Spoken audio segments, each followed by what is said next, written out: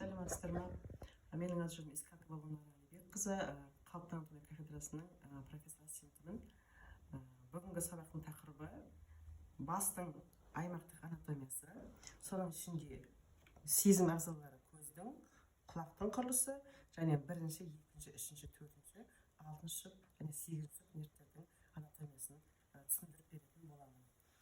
Ең бірінші нервтен бастаймыз, иіс сезу ағзасынан бастаймыз. Жалпы біздің миымыздың 12 жұп нерв шығатынын білесіздер. Соның ішінде бірінші жұп нерв, оның ядросы болмайды. Ол бірінші жұп нерв қайдан басталады? Біз қалай иіс сеземіз, содан бастайық. Алдымен иіс мұрын қуысына кіреді. Біздің сыртқы мұрнымыз иіс сезуге қатыспайды. Мұрын сезу резепторлары мұрын қуысының жоғарғы регио ольфакторий, яғни иіс сезу аймағында орналасқан. Сол жерде иіс сезу жолының бірінші нейрондары орналасқан. Бірінші нейронның аксондары бірінші жұп нервті құрайды.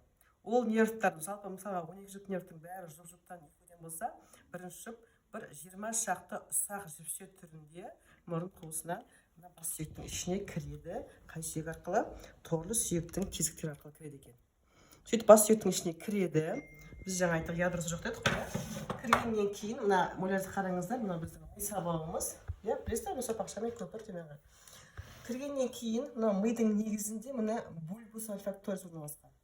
Бульбустан кейін импульс келатқан бірінші нейронның аксондары ғой, трактус ольфакторис, одан кейін тригон ольфакторис, бірінші. Одан кейін жаңағы иіс сезу жолдары корпора мамиллярияға барады, яғни форникустың алдыңғы бөлігіне барады. Корпора мамиллярия және форникус бұл иіс сезудің қырсастық орталығы болып табылады. Одан кейін қырсастық орталығы гирус парагиппокампалис. Естеріңізде болса, мынау енді форникус қой, мынау мисыңардың медиал бөлігі, форникус күмбез. Одан кейін ақыр аяғында ол күмбез ақыр аяғында гирус парагиппокампалис, яғни аралшықтағы қатпарларда орналасқан. Егер осы иіс сезу жолында бір ақау болатын болса, адам иіс сезе алмай қалады екен, немесе жаңағы гирус аймағында бір инсульт болатын болса. Бұл иіс сезу жолы ядросы жоқ деп айттым, түсінікті. Енді екінші жұп нервқа келейік. Екінші жұп нервус оптикус, оның да ядросы жоқ, оны біз түсініп алу үшін біз оны көру жолын түсініп алуымыз керек. Біз қалай көреміз? Қараңыздар, біздің көз алмамыз, бульбус окули дейміз, латынша немесе грекше офтальмус дейміз. Офтальмолог деген сөз одан шыққан. Жалпы біздің көзіміздің құрылысына келетін болса, біздің көзіміздің өзі жаңағы 3 қабықтан тұрады. Сыртында мына талшықты немесе фиброзды қабық, оның 2 бөлігі бар. Алдыңғы бөлігін біз корнея дейміз, мөлдір қабық, артқы бөлігі склера ақ қабық. Және айта кету керек, мына мөлдір қабықтың алдында дәнекер тінді қабық конъюнктива жауып тұрады. Біздің көзімізді қорғап тұрады конъюнктива. Біз оны сезбейміз мөлдір болғандықтан, бірақ аллергиялық конъюнктивит болса, немесе іріңді конъюнктивит болса, көз алмасын зақымдамай, конъюнктив өзі іріңдеп, өзі зақымдан өзі соны біз емдейміз, ол жазып кетеді. Келесі корнея арқылы мысалға жарық өтеді ғой, өткеннен кейін корнеяның артында не бар? Камера антериор бар, алдыңғы камера бар, мына жерде. Яғни корнея мен иристің арасында камера антериор бар. Оның ішінде ылғалды, сулы ылғал бар, ылғалды сұйықтық бар. Мынау нұрлы қабық. Нұрлы қабық дегеніміз екінші қабыққа өтейік. Мынау екінші қабық, немесе оны тамырлы қабық дейміз, туника васкулеза. Оның 3 бөлігі бар. Ирис нұрлы қабық, меншікті тамырлы қабық.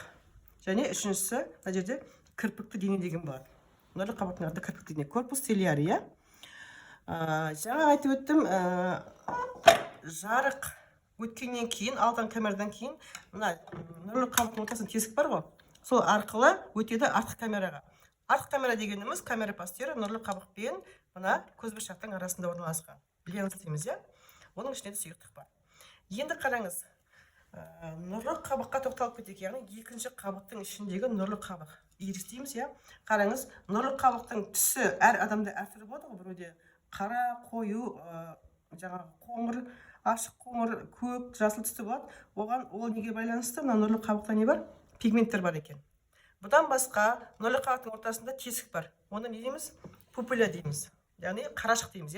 Бұл қарашықтың көлемі жарық түскен кезде тарылады, қараңғыда кеңейеді. Ол неге байланысты?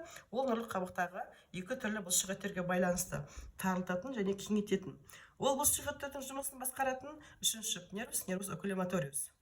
Сол арқылы мысалға мысалға жедел жәрдеммен барамыз ғой, жаңағы пациентке қатты жүрек соқпай жатыр деп не болды екен тексерген кезде біз не істейміз? Бірінші қарашыққа жарық түсіріп тексереміз, рефлексын тексереміз. Егер қарашық тарылатын болса, онда жүрегін соқтырып ары қарай көмектесеміз. Өмір бар деген сөз. Ал қарашық реакция бермесе, кеңейіп қалатын болса, онда ол биологиялық өлім деген сөз. Енді қараңыз, жарық ары қарай өтті артқы камераға, одан кейін қайда келді? Көзбұршақтан. Мына көзбұршақ дегеніміз ленз. Бұл линза тәрізді, екі жағы дөңес, қараңыздар, иә. Оның екі жағында кірпікті бұлшық ет ұстап тұрады бекітіп. Бұл көзбұршақ көлемін өзгерте алады. Қай жағдайда? Біз алысқа қарасақ, ол дөңестенеді, жақынға қарасақ жалпаяды. Яғни оны біз не дейміз? Көзбейім дейміз, аккомодация дейміз, иә. Бұлшық еттердің әсерінен. Яғни бұл бір қалыпты ұзақ тұрмай, мысалға ұзақ бір фильм қарағанда, кітап оқыған кезде алысқа жақынға қарап көзбұршақтың бұлшық еттерін жатықтырып тұру керек екен. Енді көзбұршақтың құрылысына келетін болсақ, іші мөлдір сұйықтық қой, иә. Бірақ ол сұйықтықтың ішінде ақуыз өте көп болады да. Егер ол ақуыздың денатурациясы болатын болса, ол лайланып не болады? Катаракта болады екен. Катаракта деген сөз көзбұршақтың ішіне лайлану деген сөз, яғни жарық өтпей қалды деген сөз. Ол катарактаны емдеу үшін не істейді? Көзбұршақты ауыстырады. Алып, орнына жасанды көзбұршақ салуға болады екен, иә. Енді жарық өтті, өткеннен кейін келесі, яғни ортаға өтті, бұны біз не дейміз? Корпус витреум, шылым тәрізді дене. Яғни көзбұршақ пен шылым тәрізді дене екеуі қосылып көз алмасының ядросын құрайды екен. Түсінікті ғой, иә?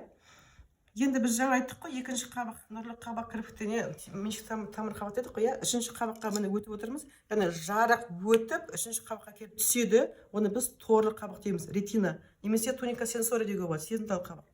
Келген жарықты, мына бәріне өтіп келген жарық түскеннен кейін бұл жерде не болады? Көру рецепторлары болады екен. Олар жарықты қабылдап, оны импульсқа айналдырады. Бұл жерде нейрондар алты қатар орналасқан, яғни көру жолының бірінші, екінші нейрондары осы торлы қабықта орналасқан. Екінші нейрон аксондары нені құрайды екен? Екінші нервті құрайды екен, нервус оптикусты құрайды. Міне, көз алмастан бастаған нервус оптикус, міне қараңыздар, иә, уже көру импульстарын тасымалдайды миға. Ол мына көз алмасы мына тұр ғой, көз яғының ішінде, иә. Ары қарай ол көз яда миға қарай өтеді каналис оптикус арқылы. Қараңыздар, міне каналис оптикус арқылы кірді бассүйектің ішіне. Кіргеннен кейін, міне қараңыздар, міне. Ми ғой енді бассүйектің ішіне кіргеннен кейін екі нерв қиылысады. Оны біз хиазма оптикум дейміз. Көру қиылысы. Бірақ қиылысқан кезде оның тек қана медиатор тастар ғана қиылысады да, латерал жақ өз жағында қалады. Сондықтан мысалға бір жақ миысына зақым болса, адамның сол жақ көзі жартылай көрмей қалатын себебі сол. Яғни жартылай ғана зақымданды. Хиазмадан кейін трактус оптикус, трактустан кейін ол барады да, біз жаңа айттық, екінші нервтің ядросы жоқ дедік қой. Ол көруді қарсылас орталығына барады екен. Айналып келіп барады қарсылас орталыққа, міне. Ол қай жерде айналып келді, міне. Келгеннен кейін трактустар екі жаққа бөлінеді.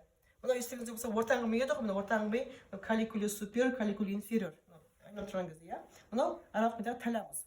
Сонда калликулус супериорда және таламуста екі жерде көрудің қарсылас орталықтары бар. Яғни үшінші нейрондар осы жерде. Сөйтіп біз көруді қабылдадық. Сөйтіп бұдан шыққан аксондар қайда барады? Қыртыс орталыққа барады. Қыртыстық орталық, бұдан шыққан нейрон аксондар қайда екен? Шүйде үлесіндегі, мысалы, мисыңарының, сол жақ мисыңарының арт жағы болса, мына шүйде үлесіндегі жерде не бар? Сулькус калькаринус деген бар. Топшылық жүлгеге барады екен. Сөйтіп біз көру жолының осы жерде аяқталатынын көрдік. Жарықтың түскеннен бастап осы қыртысқа дейінгі жолды біз көру жолы дейміз. Енді көз алмасының көмекші аппараты деген бар. Оған не кіреді? Оған кіреді, қараңыздар, қас, кірпік, қабақтар, иә. Одан кейін көз жас безі, мына жерде тұр ғой, мына. Біздің көз жас безіміз, мына көзияның жоғары латералды қабырғасында фосто гранула кремас деген бар. Шұңқыр бар да, арнайы мына жерде. Сол жерде орналасқан көз жас безі, міне, иә, және көз алмасының бұлшық еттері. Олар көз алмасының көмекші және қосымша аппараттарына кіреді екен. Енді қараңыз, көз жас безінен үнемі сұйықтық бөлім шығып тұрады ғой, иә? Ол конъюнктиваны шайып өтіп, үнемі мұрын қуысына түсіп тұрады. Не арқылы? Каналис назолакрималис арқылы. Адам жылағанда неге мұрнынан су ағар себебі? Осы канал арқылы үнемі көз жас сұйықтығы түсіп тұрады екен мұрын жолына. Иә? Және бұл көз жас сұйықтығының құрамында бактерицидтік әсер ететін заттар болады екен. Енді көз алмасының бұлшықеттері деген кезде біз көз алмасының 6 бұлшықетін ажырататын боламыз. Оның 4-еуі тік, 2-еуі қиғаш. Musculus rectus superior, musculus rectus inferior, musculus rectus medialis lateralis дейміз, және musculus obliquus superior, obliquus inferior. Бұл 6 бұлшықетті нервтендіретін 3 нерв бар. Ол oculomotorius, trochlearis және abducens. Яғни, мысалға пациенттің туа болған қырық көздік деген болса, көзі медиалды болып тұратын болса, әкетілмейді. Демек ол қай бұлшықет зақымданды деген сөз, латеральдік бұлшықет. Яғни әкетілмей қалып, ол 6-шы нервтің зақымдануы деген сөз. Ал латеральдік қиылқылы көздік болса, былай кетіп қалатын болса, бір жағын мысалға да, былай қарап тұрсын болда, медиальдік бұлшықет жұмыс істемейді деген сөз, сонда ол нервус окуломоториустың зақымдануы. Егер көздің естагін болатын болса, онда ол трохлеарistің зақымдануы, яғни жоғары қиғаш бұлшықет жұмыс істемей тұр деген сөз. Енді бұл нервтерге бөлек-бөлек тоқталайық. Жаңа екіні айттық қой, енді 3-ші нерв окуломоториус. Бұл нервтің ядросы бар, ядросы ортаңғы мида, ортаңғы мидың төбесінің астында, оның 2 ядросы бар, сезімтал және қозғалтқыш. 3-ші парасимпатикалық, нуклеус аксессориус нерви окуломотория және нуклеус моториус дейміз. Бұл ортаңғы мидан шыққаннан кейін, шығатын жерін көрсетейін. Міне 3-ші нервтің шығатын жері міне ортаңғы мидан шықты ғой, міне жаңағы ми аяқшасы мен көрпіремелердің арасынан шыққаннан кейін бас сүйектен өтеді фиссура орбиталис супер арқылы. Өтіп, көз алмасының ішіне кіреді. Кіргеннен кейін 4 бұлшықетке бөлінеді, яғни musculus rectus superior, musculus rectus medialis, musculus rectus inferior, musculus obliquus inferior, плюс 5-ші бұлшықет бар, musculus levator palpebra деген. Бұл қабақты көтеретін бұлшықет. Егер бұл нерв қасақын келсе, пациенттің қабағында птоз болып тұрады, яғни қабақ көтермей тұрады екен. Яғни клиникалық осындай симптомға мән бересіздер. Плюс бұдан басқа жаңа айтып кеттім, нұрлы қабақтағы жаңағы бұлшықеттердің бәрін осы окуломоториус нервтендіреді екен. Енді трохлеарис 4-ші нерв. Оның да ядросы ортаңғы мида, таза қозғалтқыш нерв, бір ғана ядросы бар, нуклеус нерви трохлеарис. Ол міне шығатын жерін қараңыздар, міне. Бүкіл 12 жұп нервтің 11-і вентралды шықса, бірі өзі трохлеарис қана дорзалды шығады екен. Дорзалды шығып, ми аяқшасын айналып өтіп, бас сүйекке келеді, бас сүйектен тағы фиссура орбиталис супериор мен тағы көздердің ішіне кіреді. И бір ғана бұлшықет нервтендіреді, нервус обликвус супериор деген. Түсінікті, таза қозғалтқыш нерв. Енді 6-шы нерв, нервус абдуценс, таза қозғалтқыш нерв болды. Оның ядросы енді көпірде. Ромтар шұңқырды көріп тұрсыздар, оның жоғарғы үшбұрышында көпір, төменгі үшбұрышында бақшамен құрайды ғой. Сол көпірлік бөлігінде 6-шы нервтің бір ғана ядросы бар, нуклеус моториус дейміз. 6-шы нервтің шығатын жері қараңыздар, міне, мидан шығатын жері көпірмен жаңа сопақша мидың арасынан шығатын 6 абдуценс. Шыққаннан кейін тағы да ол да фиссура орбиталис супериормен бас сүйектің көздердің ішіне кіреді де, бір ғана бұлшықетті musculus rectus lateralis нервтендіреді екен. Түсінікті, Енді ары қарай кеттік. Енді 8-ші нерв және есту. Біз қалай естиміз? Құлақтың құрысын тоқталайық, Алдымен құлақ қалқаны есту толқындарын қабылдайды, Құлақ қалқаны қараңыздар. Негізі шеміршекті ағза ғой, бұл деген шеміршек. Төменгі жағында мына сырғалыға жаңағы бұлшықет жай ғана жұмсақ бөлігі болып тұрады. Шеміршегі жоқ бөлігі, хеликс антхеликс, трагус антитрагус дейміз ғой. Жаңа шиыршық алды, бүртік алды дейміз, сосын лөгілі сырғалыға. Жаңағы акупунктура немесе иглотерапия кезінде осы құлақтың бөлімдеріне ине салады. Себебі біздің құлағымызда, алақанда, табанда бүкіл денеміздің нүктелері бар, проекциялық нүктелері бар екен. Енді қараңыздар, дыбыс толқындар келді, миокус акустикус экстернус сыртқы есту жолына келді. Дыбыс толқындар келіп тірелді қайда? Дауыл жарғаға. Мембран тимпани, дауыл жарға тербелді. Одан кейін тербелі жарғақтан арғар қайда беріледі екен? Есту сүйекшелеріне. Есту сүйекшелері балғашық, төстік және міне үзеңгі деймін. 3 сүйекше бар. Біздің денемізде ең кішкентай сүйекшелер осылар міне былай тұрады. Дыбыс толқындары сүйекшелерге берілді. Енді қараңыздар, мына жерге тоқталып кетейік. Бұл ортаңғы құлақ, сыртқы құлақ болған. Сыртқы құлаққа не кіреді десек, құлақ қалқаны кіреді, сыртқы есту жолы кіреді. Ал ортаңғы құлаққа не кіреді? Дабыл жарға кіреді, дабыл қуысы кіреді, ішкі есту түтігі кіреді, немесе оны не дейміз? Естағы түтігі дейміз, және есту сүйекшелері. 4 нәрсе кіреді екен, Бұл дабыл қуысының ішінде ауа бар. Ол ауа сырттағы ауамен ефтах төтек арқылы байланыстырады. Мысалға, сырттағы қысым, мысалы тауға көтерілсек, самолетпен ұшсақ, сырттағы қысым төмендейді ғой. Сол кезде біз аузымызды ашқан кезде ауыз арқылы кірген ауа дабыл қуысына кіріп тұрады екен. Енді қараңыз, дабыл қуысының алты қабырғасын біз айтып кетейік. Өте маңызды, себебі кішкентай балаларда мұрын қуысында қабыну, ефтах төтегімен мысалы бірінші не болады? Рентген болады, ефтахит болады, одан кейін не болады? Атит болады екен. Атиттің асқынуы ары қарай қайда баратынын біз білуіміз керек. Ол үшін біз қараңыздар. Дабыл қуысының артқы қабырғасы, мына дабыл қуысы болатын болса, мына дабыл қуысы мына ішінде ғой, иә? Артқы қабырғасы процесс мастодиус. Сондықтан оның артқы қабырғасын біз парез мастодиус дейміз. Еске түсірейік, бұл өсіндінің ішінде ауалы ұяшықтар бар. Соған мына дабыл қуысында қабыну өтіп кетсе, біз мастодит деген ауру диагноз қоямыз. Балаларда бұл сүйектің іші қабынса, онда сүйекті ашып, іріңін тазалауға тура келеді. Өте қауіпті қабыну. Себебі ары қарай ол миға өтіп кетуі мүмкін. Дабыл қуысының алдыңғы жағында өтеді ішкі ұйқы артериясы, міне. Каналис каротикус деген канал бар ғой, иә? Соның ішінде өтеді. Сондықтан біз алдыңғы қабырғасының каналис каротикус дейміз. Яғни ұйқы артериясы өзінің тармақтарын дабыл қуысына осы жерден беріп кетеді екен. Төменгі қабырғасы парез югулярис. Мына форам югулярис деген тесік бар ғой. Сол тесік арқылы вена шығады, және осы венаға келіп жаңағы тармақтар құйылады. Төменгі қабырғасы парез югулярис. Жоғары қабырғасы парез тегменталис. Жаңа түйбесі, дабыл қуысының түйбесі, ол тегменталис дейміз, иә? Латералды қабырғасы парез мембранциус. Дабыл қуысының латералды қабырғасында мембрана бар. Ал медиалды қабырғасы парез лабиринтикус. Не бар? Лабиринт бар екен медиалды қабырғасында, иә? Осындай алты қабырғасы бар, оны біз жатқа білуіміз керек. Енді импульс әлі пайда болған жоқ. Есту толқындары, яғни дыбыс толқындары келіп тірелді, лабиринтке келді ғой, иә? Лабиринттің үш бөлігі бар. Білесіздер, ұлу, кіребес және жағдай сияқты өзекшелер. Бұның ішінде эндолимфа бар, перилимфа бар. Келген тербеліс сұйықтыққа беріліп, ішіндегі сұйықтық айналады. Айналған кезде жаңа сұйықтық мына ұлудың ішіндегі есту рецепторына барады. Оны біз корти мүшесі дейміз.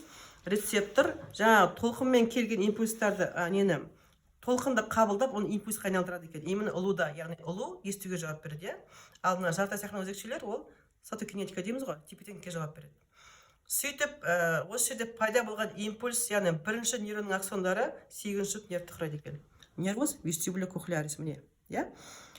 Яғни бірінші нейрон есту жолының ұлуда орналасқан, иә?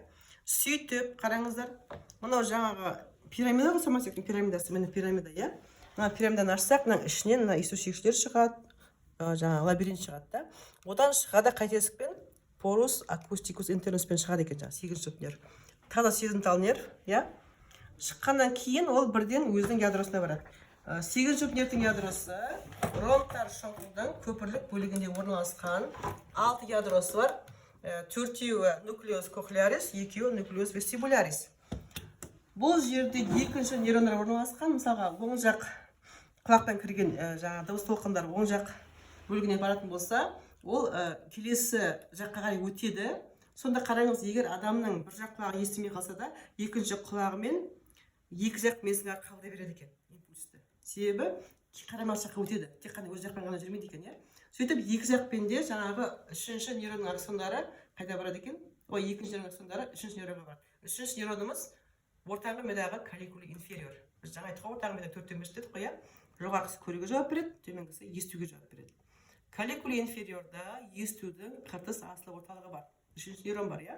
Одан шыққан аксондар уже қыртысқа барады. Қыртыста қай жерде екен? Жаңа айттық қана сол жақ мезгіл деп, міне самай үлесі. Самай үлесінде гирус темпоралис супермедиада естудің қыртысты орталығы бар екен. Сөйтіп, сырттан толқынмен келген есту импульстарының осы қатпарға дейінгі жүретін жолын біз есту жолы дейміз.